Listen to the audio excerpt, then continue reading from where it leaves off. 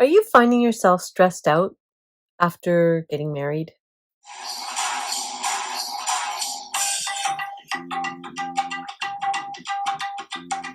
Hi there, and welcome back to Ask Dr. Saira, the show where I answer your questions about personal growth, mental health, and relationships. Today's question comes from Baljot. Baljot says, I live in a joint family and get along pretty well with my in laws. Ever since I got married, I feel so stressed out all the time. How can I fix this? This isn't me. I live in a joint family and get along pretty well with my in laws. Ever since I got married, I feel so stressed out all the time. How can I fix this? This isn't me. Yeah, that's tough, right? So there's the first thing I want to do is the first thing I would do is explore what the stress is about. If it's specifically tied to a certain thing, like is it specifically tied to work or home or chores or interactions or like what, and maybe everything. So if you narrow it down a little bit, it could help. Maybe not. But I have three different areas that to explore as you're kind of figuring this out, how to fix this. So the first is expectations. The second is what I call rhythms and routines.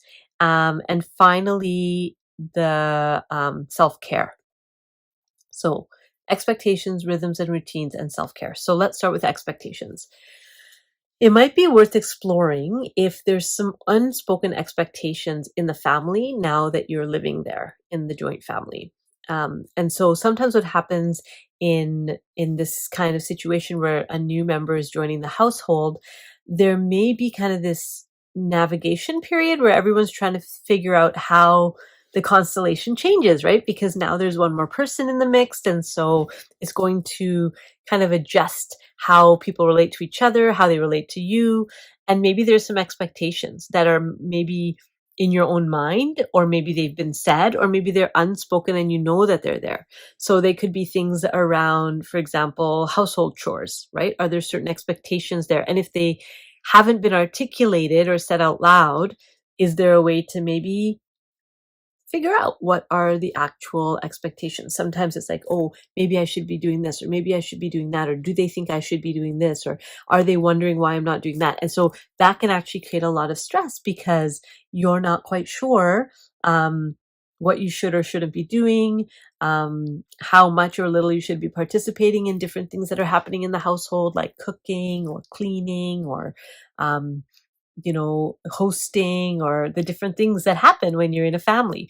So expectations, figuring out what are your spoken and unspoken expectations, what are the family's spoken and unspoken expectations, and then are there particular members in the family that have particular expectations that may be obvious or maybe less obvious, so that you take some of the guesswork out, right? Because that can be really stressful, trying to like read people's minds and figure out what they want. Now, there is a generation that isn't going to actually be direct and actually ask you directly, but you'll figure it out, right? You have to kind of sometimes read between the lines. They might not say, hey, can you do this thing? They might say, isn't it nice when somebody does this thing, right? So they might do it in a different, like more roundabout way, but you kind of pick up that clue and then you know what's expected, right? And then you can kind of gently, oh, I noticed that you really appreciated when I did this, right? And then it might lead to a conversation. It probably won't, but paying attention to those clues and those conversations that tell you what's in your own head about what they expect and what actually they do expect. So that's the first.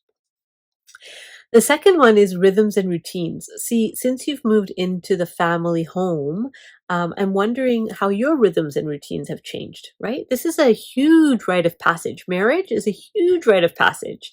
And you got married and you got a whole new family that you're living with, and that might have changed your own rhythms and routines, right? So there's certain things that you used to do that you're not just doing anymore because of the new space you're in, or maybe your time is different now.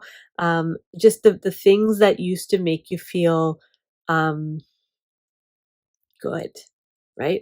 Have you cut some of those things out? So for example, what's an example of a rhythm and routine? So for me, like I'll give you my morning routine is kind of wake up, meditate, go for a walk. and then usually do some gardening and then start my day. So when I'm rushing, I might cut out one of those things, meditation, walk, or gardening. And I find when I cut out those things, I'm just not as balanced for the day, right? But that means I have to get up kind of really early, right? And so I have to kind of go to bed early. And so, it all kind of leads up. And so sometimes when I have, for example, guests from out of town, it's hard to go to bed early because everybody's sitting around and talking and whatever. And so then I have a choice to make in the morning, right? Like, do I sleep in and miss these rhythms and routines, or do I push through and be tired? And it's hard. So doing some of that thinking about what needs to, maybe you need to alter or change so that some of those rhythms and routines that were keeping you steady before can come back. Or maybe some new things are needed that you didn't used to do before. Maybe now is a good time to start some of those new practices that are about kind of stilling your mind, getting in the moment, getting ready to face the day. Maybe some of those are needed now, or either in the morning or at the end of the day. Making sure you have rhythms and routines on both sides of the day is really important. And the last thing I would say is this piece around the self-care. And I don't mean self-care like go for a massage, okay? What I mean something very specific in this context with self-care. So what I mean is two things. One is solitude. So making time to spend with yourself quietly, just you, not with your phone, and just kind of reflecting or thinking or reading or journaling, just quiet time on your own. This is so, so important. For both extroverts and introverts, it's so important to have time when we can just be with ourselves and be comfortable and not have any expectations on us and not have any like tasks. So solitude and quiet is one really important thing for self-care. And then the other really important thing for self-care is social support and engagement, right? So hanging out with friends, just spending some time outside of the home with friends. And again, like you'll have to navigate that depending on what's kind of the norms in the household around like going out and being with friends and all of that. But making sure that you're building that in at least once a month, at least to spend some time with people outside the household. Because what that also does is it shifts the perspective, right? You're not locked into this is the way that we do things. You get some fresh ideas, some fresh energy. You get to recharge yourself if these are friends that, and choose the friends that actually fill your tank, not the friends that drain you. Okay. That's important. So spending time with some of those friends can be really, really good for our stress levels. So there's lots of other things, and there's a few videos around here on stress. So look through and poke around on Dragonfly Wellness TV, our YouTube channel, to get some more ideas. But those are my thoughts for you in this particular context. So expectations, rhythms and routines, and the self-care, the solitude, and the friendships, really important. So hopefully, Baljot, that was helpful for you and for anybody else watching the video. Feel free to pass it around if it's something that you think others in your world will benefit from. And I will see you next time. Bye.